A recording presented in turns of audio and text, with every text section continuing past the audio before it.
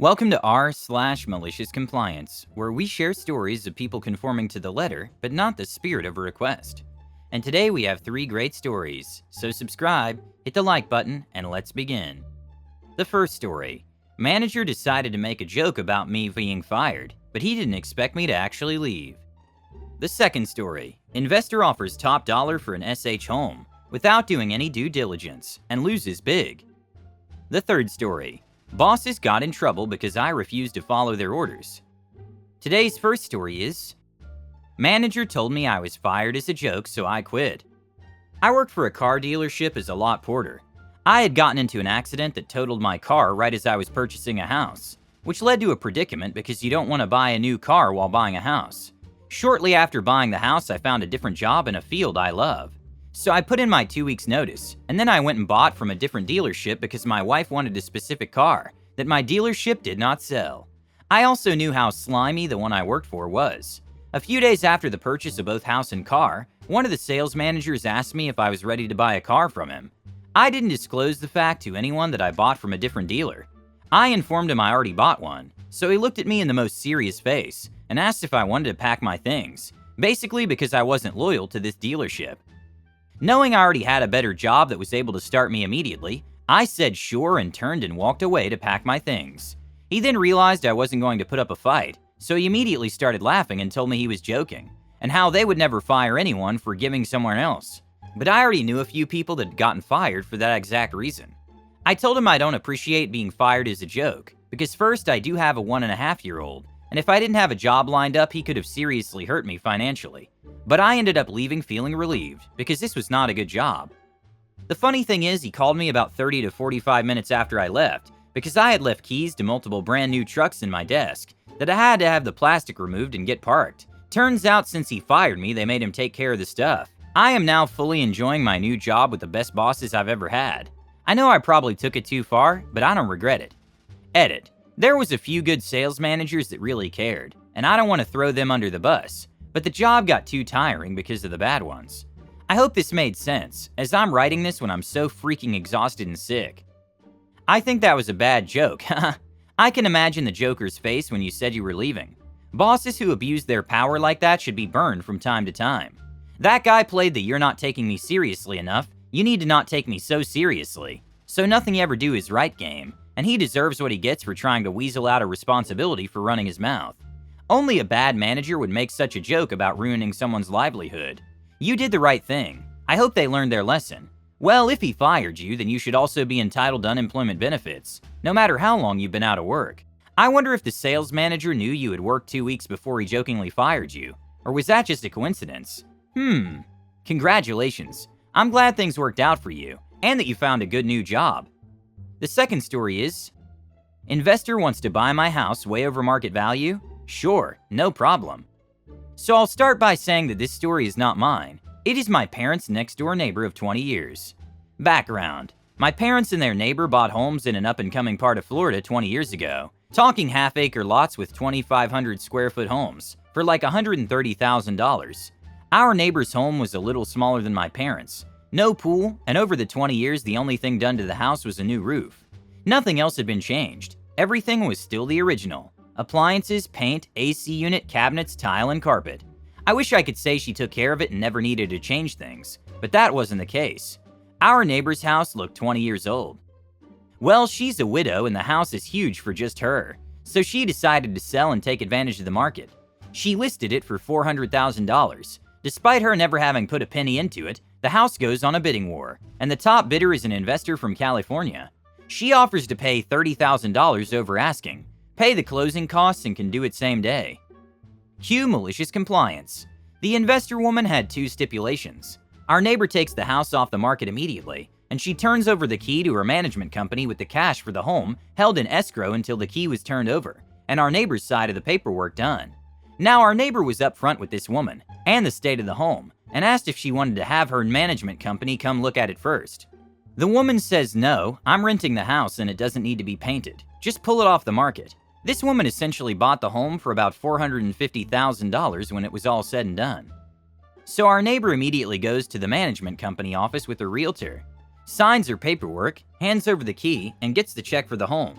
A few days later, our neighbor gets a call from Investor Lady. She is irate. The house is in disarray. It needs a paint job ASAP, new appliances and flooring at the least.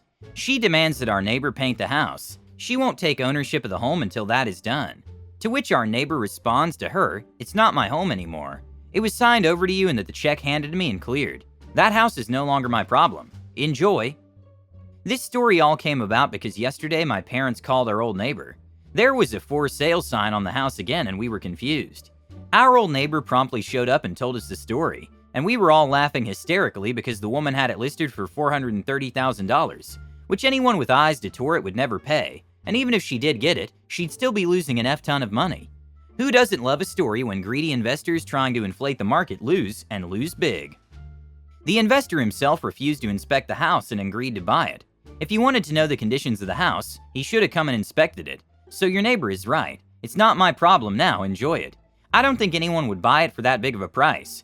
He can paint the walls himself and buy the appliances, but he will still lose money. In this crazy market, people would overpay by asking for the house as is, and then come back to complain about things, and the realtor would have to point out you agreed to it as is. We recently bought a house. I don't know how many of the houses we saw required a heck ton of work, and weren't worth what people were asking for. One house we saw would have been very nice if it had been maintained, but it needed to be gutted. New floors, replacement drywall, new appliances, new showers and toilets, everything. There was once a nice pool that needed to be drained and the liner replaced. They were asking for $200,000. We obviously got past that, but someone didn't. After 3 days, it was listed as sold. The last story is, I did exactly what my nurse manager asked me, and it caused her trouble. I used to work as a patient monitor at a hospital during the pandemic. My role was to take care of mostly psychiatric patients. For example, monitor them, talk to them, chart it, etc. We're told to always stay with one-to-one patients until someone relieves us, and exchange reports before we leave. One day I got assigned to take care of a psychiatric patient in a specific wing of the hospital, who happens to also have COVID-19. No surprise here, I'm trained on how to handle this. For some annoying and unintuitive reason, the hospital nursing office has this thing where if there's a patient monitor watching a COVID patient, then every 2 hours they must switch with another patient monitor, who would watch a non-COVID patient. Wouldn't that expose more people? Whatever. So this meant that I would have to switch after my first 2 hours of my shift with another patient monitor, who happens to be in the emergency room. I would also like to add that my first patient was very aggressive and worked up as he wanted to go home. I was a bit on the nervous side because he punched the wall and kept jumping out of frustration. After an hour and 45 minutes, I had to push the panic alarm, which calls security, since he was being so restless. Since it was almost time for me to leave, the nurse told me to step outside of the room, and he'll stay with him as security talks to the patient. Eventually, we were able to fulfill the patient's request and start discharge papers. Now, I'm not sure how many of you know this, but discharge paperwork takes a bit of time. Maybe an hour or two, depending on how busy the staff are. But anyways, since it was 2 hours in for me, it was time to switch with the other patient monitor as protocol like I mentioned earlier. When I went to the ER where the other patient was located, I warned the other patient monitor about the aggressive patient and that she should be very careful. Another 2 hours pass by and I have to switch again with this patient monitor. But someone has to watch this ER patient till I go and switch, so I kindly asked this patient's nurse to watch him until the other patient monitor comes back. This is where things go downhill fast. I had just gone to that wing of the hospital where I was taking care of the first patient, and I still see the aggressive patient being so restless and wants to go home. The paramedics came to take him on a stretcher, hospital bed that can easily be moved around, to take him to the ambulance and take him home. When I was walking to this patient's room, his nurse tells me that he's not a 1-1 anymore, which makes sense, he's going home. But I still had the ER patient's report in my hand to give to the other patient monitor, so I still stopped by and give it to her. At this point, the patient monitor was not responsible for this patient, as of this point, and neither was I. The other patient monitor was supposed to leave the patient and go back to her other patient in the ER. Because of that, I just went back to the nursing office to see if there was a new assignment. I do get a new assignment and I'm with a new patient. 5 minutes in, the nursing office calls me and needs me downstairs immediately. When I get there, they ask me, "Didn't you say that the patient was leaving and got downgraded?" I say yes and that the other patient monitor should be back to her original patient in the ER, but they tell me that she isn't. At this point, the nurse from the ER is asking where's the other patient monitor. The nursing office tried calling her and no answer. I was told to go back to the ER patient until the other patient monitor returns and I comply. After 15 to 20 minutes with being with the patient in the ER, the other patient monitor returns, and I ask her what happened, and she told me that she was just staying with aggressive patient till he left. I told her that she was supposed to be here with her original patient, and that either way she passed her 2 hours with this COVID patient. But now the nursing office wanted me with the ER patient for the rest of the shift, and to see the nurse manager after my shift. I was so fed up at this point. The other patient monitor went back to the nursing office and went to get a new patient. Fast forward till after my shift was over. The nurse manager wanted to speak to me and the other patient monitor because of that wild confusion and how we left the ER patient alone for 5 or 10 minutes. We both explain our sides of what happened, and that nurse manager thinks it was my fault that the ER patient was alone and that he could have harmed himself. I explain, 1. I respectfully asked his ER nurse to be in charge of him until the other patient monitor arrives. 2. The aggressive patient was discharged, so no more 1-1, so the other patient monitor needed to leave and proceed to the ER patient. 3. I did everything that I was told. The nurse manager still applauded the other patient monitor for staying with a non-1-1 patient till the last minute, and talked down on me for basically following protocol, telling me that you should have never left that ER patient. Okay, fine. Not even 1 week later, I was with a patient who was getting discharged, and I did exactly what the nurse manager told me to do. Stay with the patient till the last minute, even when they aren't 1-1 anymore. This time, the nursing office knew that this patient was leaving, that they were expecting me back at their office soon. But the discharge papers aren't done, and 3 paramedics were with the patient waiting and told me that it's okay to leave as well as the nurse. I told them that I needed to stay until the last second. The nurse manager runs into an issue where she needs me with another patient. She tried calling me. Where are you? The patient you have is getting discharged and we need you here. I tell them, oh, but I should stay with the patient till last minute just like they disciplined me a couple days earlier. They kept trying to tell me it's okay, and that they need me, but I said no, it's okay, I insist. They tell me fine and to come as soon as the patient leaves. Half an hour goes by and the patient still didn't leave, and the nurse manager calls me back, as she really needs me, but I tell her I can't, and I also say what if the patient hurts themselves? The manager gets annoyed and hangs up. Later, after I left the patient as she left, I went back to the nursing office, and the nursing manager can't make eye contact with me. Apparently they had to pull someone from a different role to watch the patient because I was busy.